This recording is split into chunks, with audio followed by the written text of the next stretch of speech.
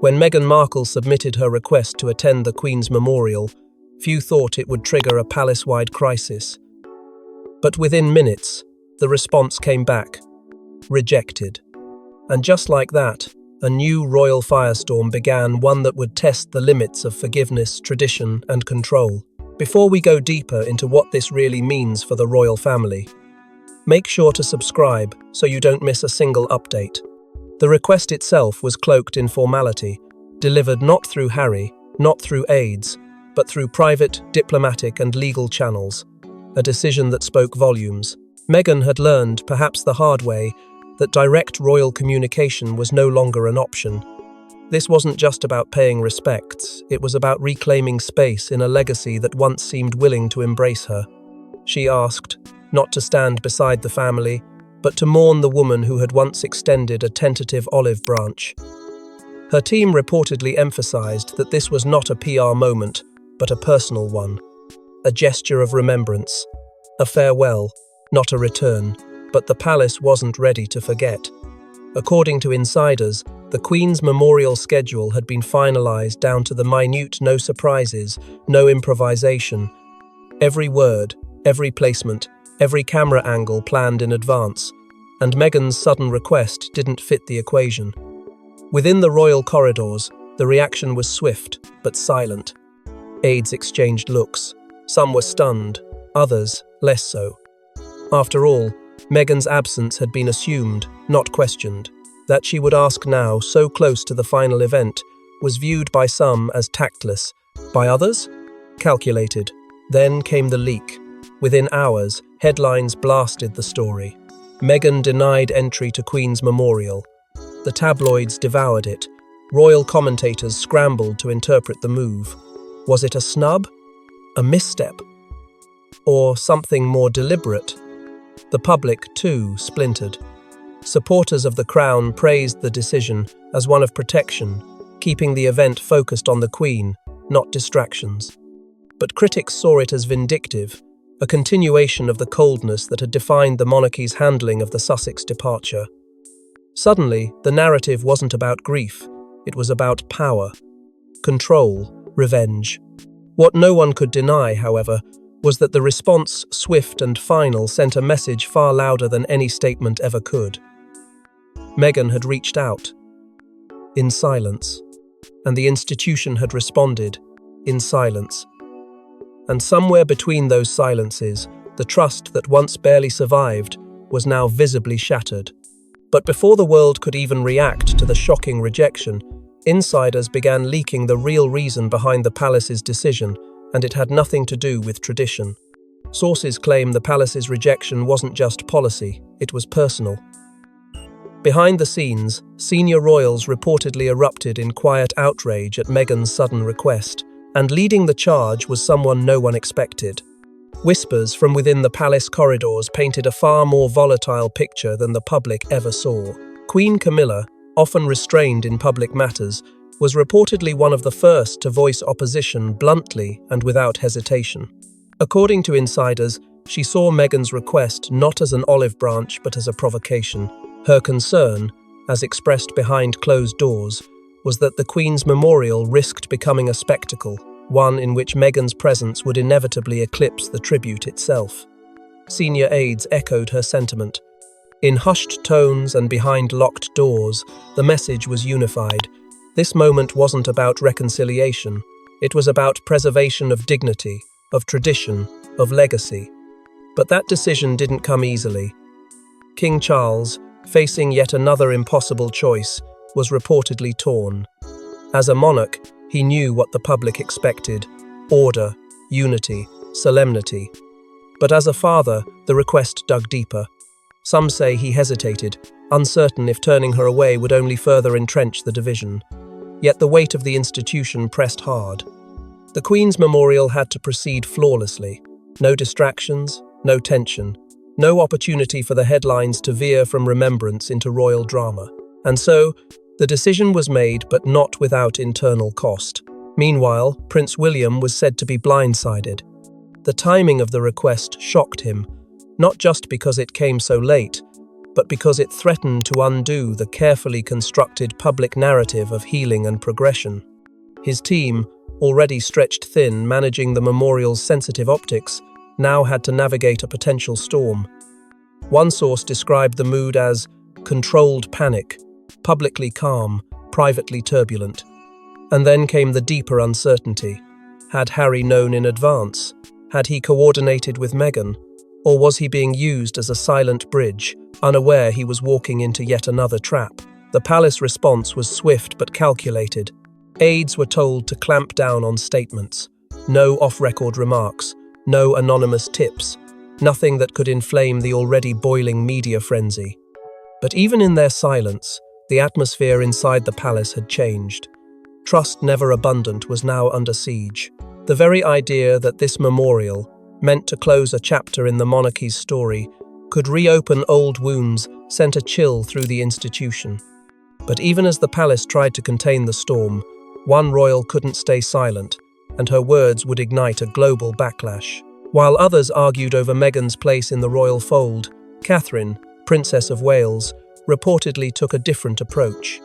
Behind palace doors, she stood her ground not out of vengeance, but for the memory of the Queen. In a storm of voices and opinions, Catherine's silence spoke the loudest.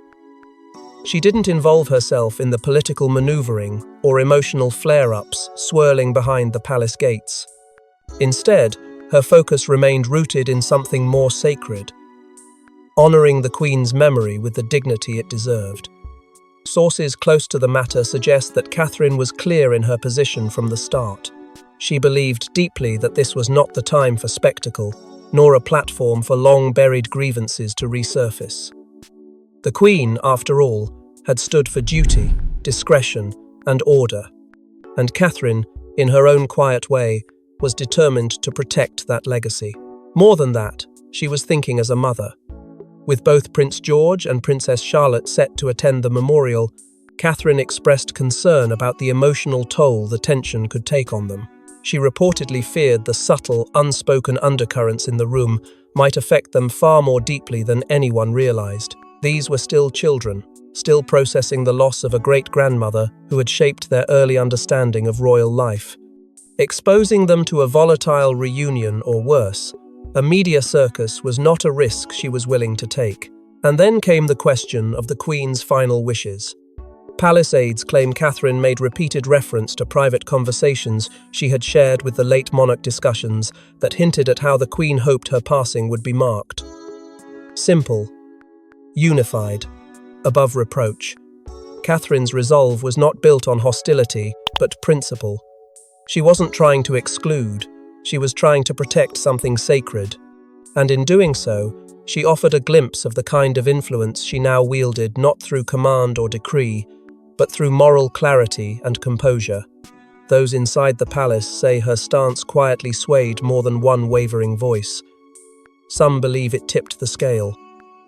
Her calm, unwavering conviction added weight to a decision others feared would ignite backlash.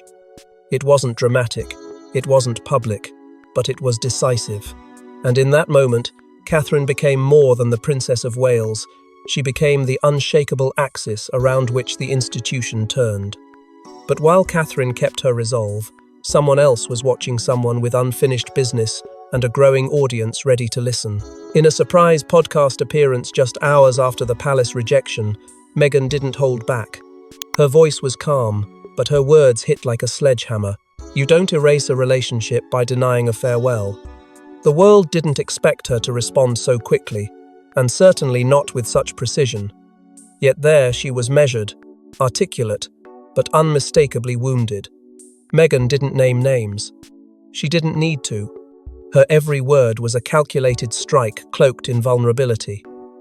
As she spoke of her relationship with the Queen, it wasn't the grandeur of royal events she recalled. It was the quiet moments, the whispered conversations, the handwritten notes, the afternoon teas away from cameras and critics. These weren't memories pulled for sympathy. They were testimonials, a declaration that what she had with the Queen was real, profound, and undeserving of political erasure. But Meghan didn't stop there. She hinted subtly, but unmistakably, at something far more damning. that this was not just about a memorial, not just about protocol or tradition. No, this was about power, about rewriting history before the ink of the Queen's legacy had even dried. Her suggestion that the palace was carefully shaping public memory, excluding voices that didn't align with its narrative, was a direct challenge to the monarchy's control over truth. And whether you believed her or not, her defiance was undeniable. Almost instantly, the reaction online was electric. Supporters rallied, reposting her quote like a battle cry. "You don't erase a relationship by denying a farewell." To them, it was courage. A woman fighting back against a system that tried to silence her once before. But others weren't so sure. Critics saw manipulation cloaked in sentiment, a performance designed to win back public sympathy in the most emotionally charged moment possible. Was it vulnerability or strategy? The debate raged, not just across timelines and television panels, but within the royal family itself. Meghan's words had opened a new wound, exposing how fragile the institution had become in the age of global media and personal platforms. In a single appearance, she had made herself the headline again, forcing the palace to respond without speaking a word. And that, perhaps, was her most calculated move of all. But as Meghan's comments spread like wildfire, Harry was left in an impossible position, and for the first time, his silence spoke volumes. Prince Harry has faced many crossroads, but nothing compared to this. Caught between honouring his grandmother and standing by his wife, he found himself isolated again, and this time, even his closest allies weren't returning his calls. What was meant to be a moment of remembrance quickly morphed into a storm of silence. According to insiders, Harry had submitted a quiet inquiry, just him. No cameras, no speeches, a solo appearance. A personal tribute. But even that, it seemed, had become politically charged. Palace officials, already navigating the emotional tightrope of the Queen's memorial, met his request with hesitation. Behind closed doors, discussions stalled. Days turned into hours, and still no confirmation, no rejection, just a deafening void. Reports soon surfaced that Harry made direct calls to both his father and brother. Neither picked up. The silence wasn't just procedural, it was personal. For Harry, it reopened scars he'd tried so hard to mend. Just when he thought a bridge could be rebuilt, it collapsed beneath him. Those who knew him best noticed something shift. At a public event days later, biographers observed a man seemingly hollowed out, not by rage but by resignation. The once fiery defiance had dulled. What remained was the look of someone deeply, quietly unraveling. According to sources close to the couple, Meghan urged him to make peace with the palace's choice. "Go only if you're welcomed," she was said to have told him. It wasn't a plea. It was permission to stop chasing closure from a door that refused to open. But Harry couldn't ignore the pull, not just of duty but of loss. The Queen wasn't just a sovereign, she was his anchor, the one figure who, even in his most controversial moments, had offered warmth and understanding. Her memorial wasn't a political stage for him, it was sacred ground.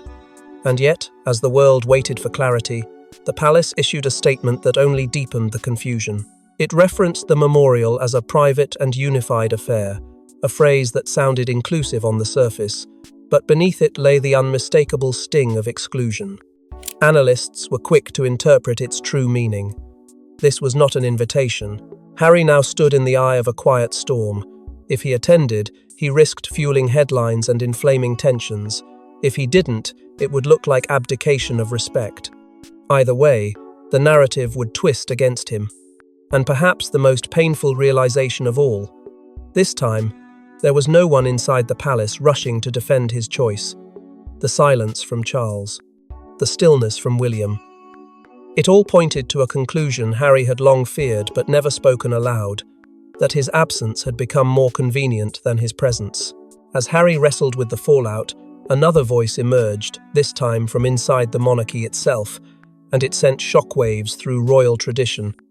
Known for her discretion, Princess Anne rarely comments on family drama, but in a rare moment of candid truth, she offered a single loaded sentence.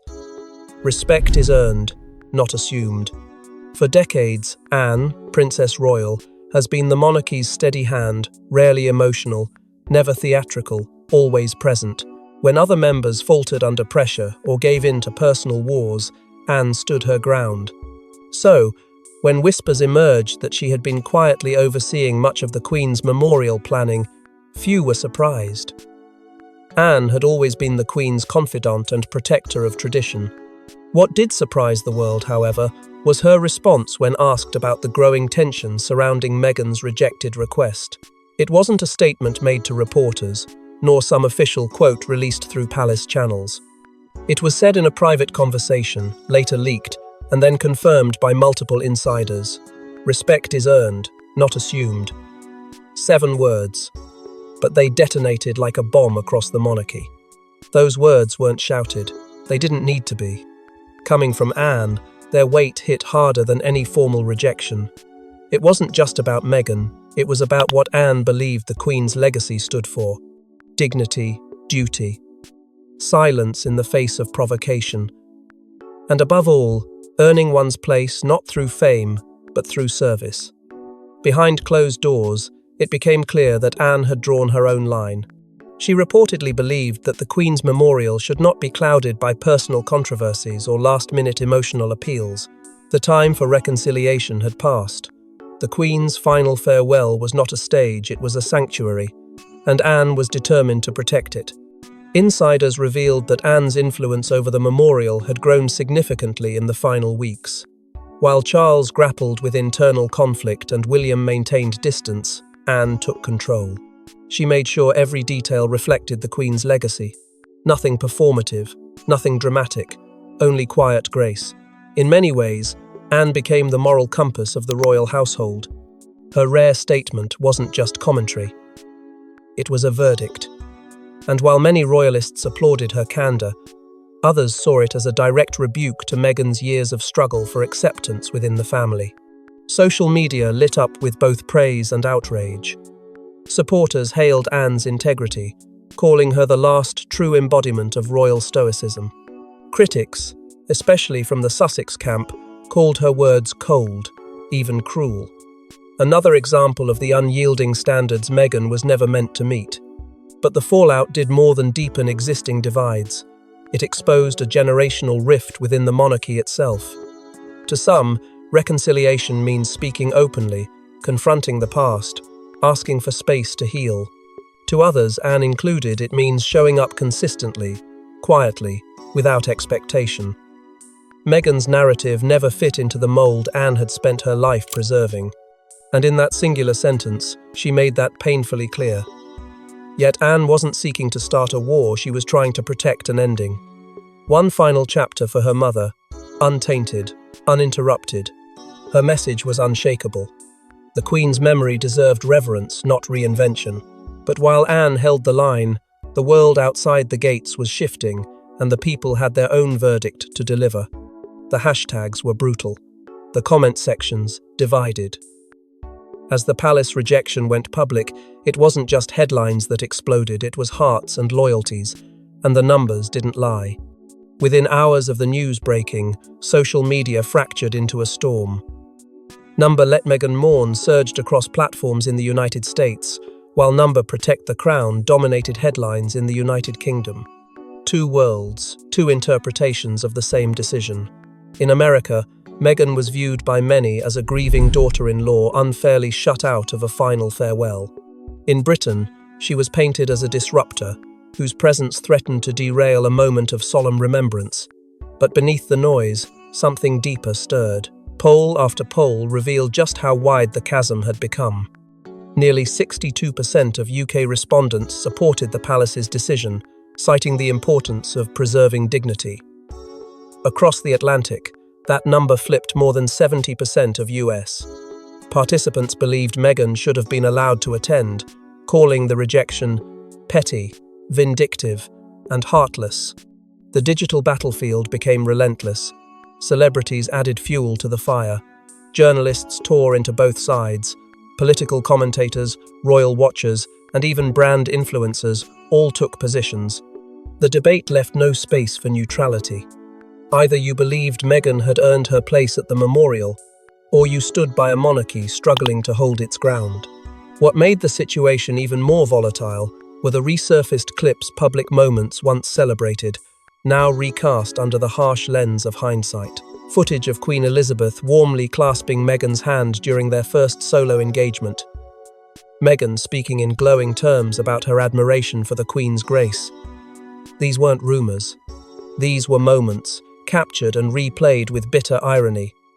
They raised a single question, echoing louder with every repost. If the Queen had embraced her, why was the door now being slammed shut? Accusations followed. Critics claimed the palace had chosen narrative over nuance. They pointed to the monarchy's past acts of forgiveness, publicly welcoming scandal-stained figures back into the fold, while seemingly drawing the line at a woman whose greatest crime was speaking her truth. Fairness became the lightning rod. Could a family that prided itself on tradition afford to appear selective with its compassion? Was the cost of excluding Meghan worth the damage it inflicted across a global stage? Even seasoned public relations experts began to sound the alarm. The optics, they warned, were dangerous. Regardless of where one stood on Meghan herself, the monarchy had once again found itself cast as the villain in a story that wasn't going away. The global media cycle showed no signs of slowing. Late-night hosts, podcast panels, viral TikToks all dissected the same moment. A single woman shut out from mourning the grandmother she once called her North Star. The long-term implications were chilling. Gen Z audiences, especially in the US and Commonwealth nations, appeared increasingly skeptical of the monarchy's role and relevance. And if the royals were banking on silence to bury the backlash, they were mistaken. With reputations hanging by a thread, Buckingham Palace made a final, unexpected move, but it only deepened the controversy. In a desperate bid to regain control, the palace extended a shocking olive branch. Meghan could attend, but not as a royal, and not with Harry. The terms were clear, the message was louder. According to insiders, the proposal arrived quietly, almost cautiously, after weeks of mounting backlash. Meghan would be allowed a narrow window to enter the memorial grounds before the main ceremony began. No cameras, no official seating, no acknowledgement in the program. She would observe privately, then leave before the royal procession arrived. The palace framed it as a compromise, a chance for personal closure without public disruption. But to the Sussex camp, the offer felt less like reconciliation and more like erasure. To be present, but invisible. To mourn without belonging. It wasn't an olive branch, it was a test of submission. Those close to Meghan say the message hit hard. Not because she expected red carpets or ceremony, but because the terms stripped her of dignity. To attend her grandmother-in-law's memorial as a ghost, while the rest of the family stood united in public, felt like a final confirmation of where she truly stood. There would be no acknowledgement of the years she spent inside the institution. No recognition of the bond she had once spoken so openly about with the Queen. Just a quiet entrance, a quiet exit, and a silence that would speak louder than any speech ever could. Meghan declined. No statement, no press release, no leaked explanation, just a decision, firm and final. And inside the palace, reactions were mixed. Some aides claimed the offer had been fair, even generous under the circumstances. Others admitted it was never meant to be accepted. It was, as one insider put it, a test of whether she'd play by the old rules. In that sense, Meghan passed by, refusing to play at all. With the offer rejected, the palace pivoted quickly. Attention shifted toward the future, not the feud. Strategists pushed stories highlighting Prince George, Princess Charlotte, and Prince Louis. The next generation. Fresh hope. Stability. The institution's attempt to reframe the narrative was deliberate. Less about what had been lost, more about what would come next. But behind the scenes, the damage lingered. Trust had thinned. Lines had hardened. And every move felt more fragile than the last. What remained was the uncomfortable truth that no amount of planning, messaging, or compromise could fully mend what had fractured. The memorial would go on. The crown would endure. But something essential, something human had slipped through the cracks of tradition and protocol. But even as the dust settled, a single question remained, one that no strategy or statement could fully answer. Through the noise, the grief, and the games of power, one truth remained. This wasn't just about Meghan. It was about a family fractured, a crown under pressure, and a legacy tested by time, ego, and silence. The Queen's memorial should have been a moment of solemn unity, a reflection on a monarch who ruled not through noise, but through steadiness. She had weathered wars, scandals, abdications, and divorces, but even she could not have predicted that in the shadow of her own passing, the very institution she upheld would be tested not by external threats, but by the wounds within its own bloodline. The memorial's tone was always going to be reverent, but beneath the hymns and ceremonial perfection, tension clung like a second skin. Conversations about legacy were hijacked by headlines. The Queen's image, once a unifying force, became a symbol contested by two visions of monarchy, one rooted in tradition, the other pleading for evolution. And at the centre of that divide stood the absence of the Duke and Duchess of Sussex. Their non-presence became its own statement. For some, it was proof of palace integrity, an act of self-preservation. For others, it was a chilling sign of how far the family had drifted from the late Queen's most consistent message: grace under fire. The Queen, after all, had extended the hand of peace repeatedly, even after the Sussex departure, even after Oprah, even after private grievances spilled into the public square.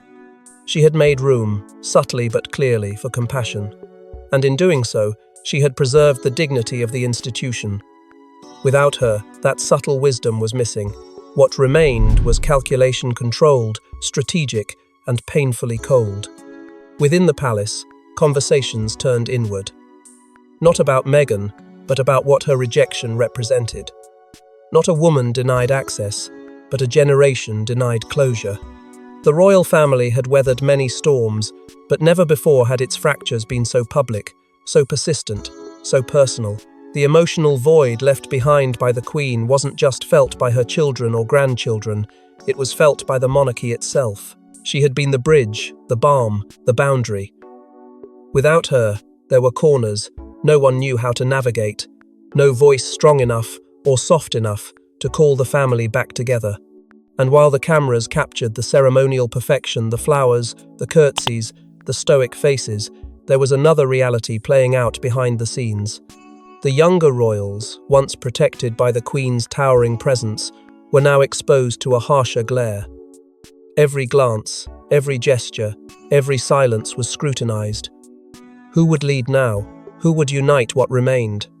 The crown survives, the institution endures, but the scars, those are visible. And if this moment was a test of unity, of empathy, of growth, many believe it was failed not with fury, but with silence. The kind that echoes long after the choirs stop singing, and in the wake of rejection, silence, and fallout, the world watches wondering if this royal family will ever truly find its way back home. Thanks for watching. Don't forget to like and subscribe, and we will see you in the next one.